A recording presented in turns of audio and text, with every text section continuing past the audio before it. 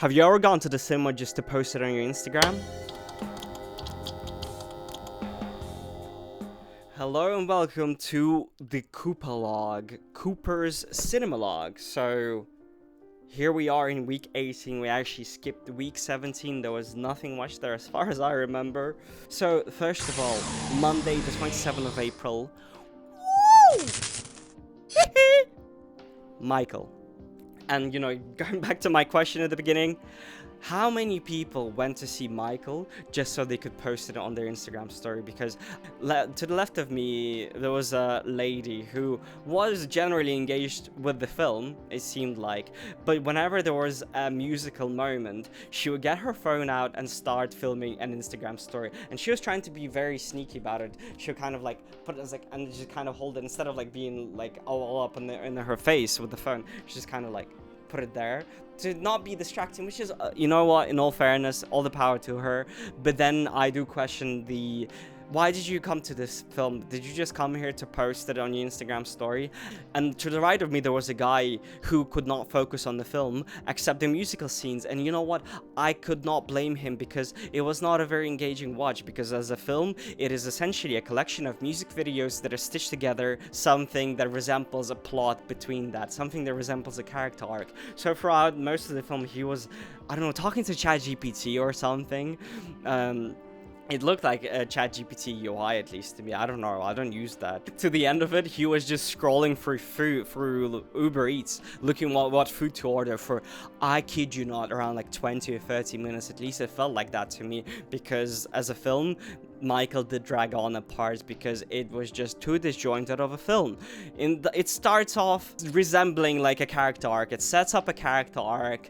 It does not meaningfully develop it throughout the film because then it just gets too distracted with being this greatest hits montage of Michael Jackson big moments, which is what the film was probably aiming for, which is what most people came there to see, and that is the consumption of cinema that we exist in now. And this is the product. This is not an art piece for people to engage. This is a product for people to consume, and that is very sad to say about a film about Michael Jackson, who, as I understand, based on what I've heard of him, is that he is somebody who actually dedicated to his craft. He wanted to tell stories with his, he had an idea of what he wanted his work to be. He was commercially successful, but not because he was chasing trends, but he, in some sense, took trends and shaped them in his own way.